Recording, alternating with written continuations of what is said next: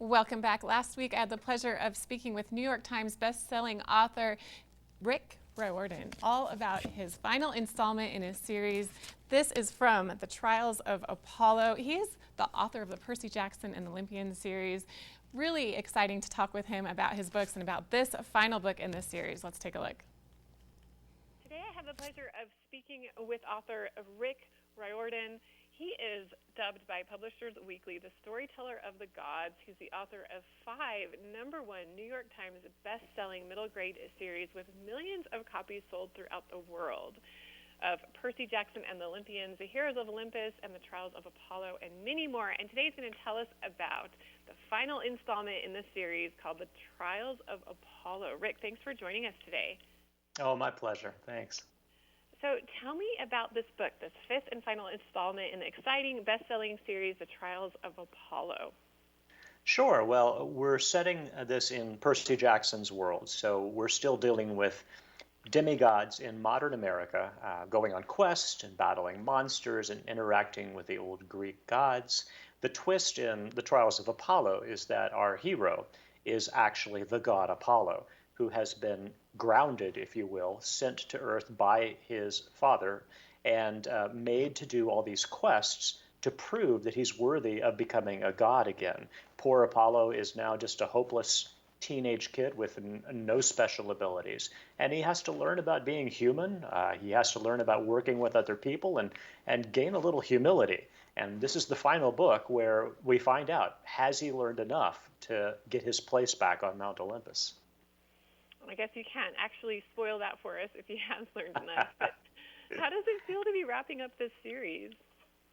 It's a pretty amazing feeling. It's a little bittersweet because not only is it the end of the Trials of Apollo, but it's the last book of the last series set in Percy Jackson's world. So I've been working on that kind of macro series for 15 years now.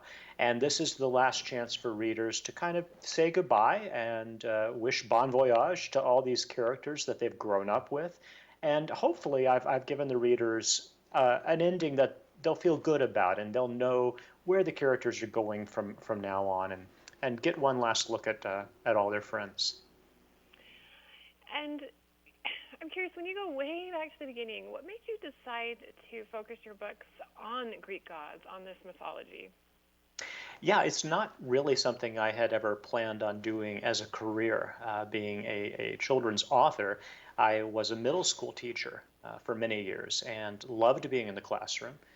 What changed is that my own son, when he was about 8 or 9, started struggling in school. He was diagnosed with ADHD and dyslexia. And to keep his spirits up, I started telling him bedtime stories about Greek mythology, which was one of the subjects that he still liked in school. Those stories evolved into an original myth, Percy Jackson, in which this kid who's struggling at school discovers that he's ADHD and dyslexic, like my son. But in Percy's world, these are indicators that you could be a demigod. One of your parents is secretly a Greek god. And from that, it just kind of took on a life of its own. And here we are 15 years later. I love it. Those bedtime stories are now best-selling books. People are familiar with them all over the world. It's really impressive. And I'm curious that as you were writing this final installment, I know you likely had the plot picked out for this book long ago and didn't know that this would be released in 2020. But do you think there's some themes in this specific book, The Tower of Nero, that really will resonate with readers during this time?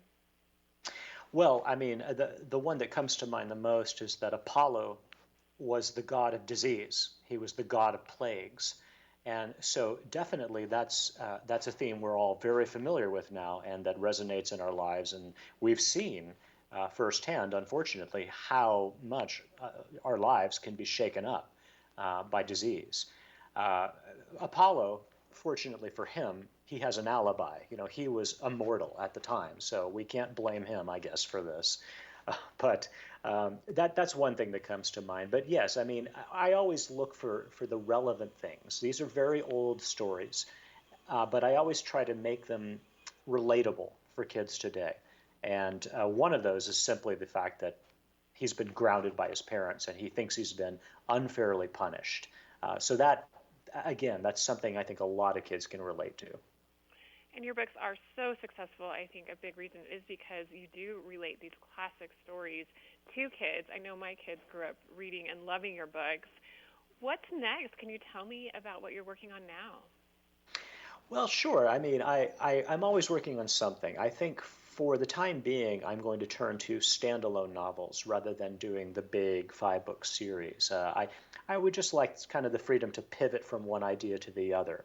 I will probably do something on Celtic mythology because that's something I love and I would like to explore.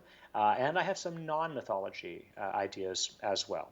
So there's a lot of irons in the fire right now.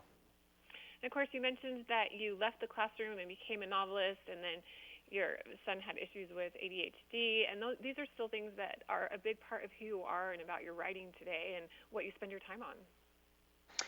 Well, it's true. I mean, because of the very personal nature of the story, it has struck home to a lot of readers over the years. And I always love hearing from them that they felt seen because of these books. They felt like their learning differences were signs of strength rather than something that made them stand out in a bad way.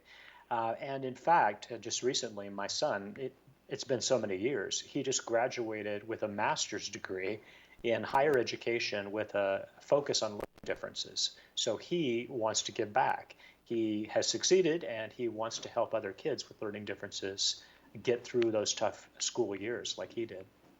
Well, and as a parent of a child who does struggle with ADHD, it's so encouraging to hear your story and so nice to have your books available to kids where they can really relate to them wherever they are. Where can we find out more information about you, and how can we get this book?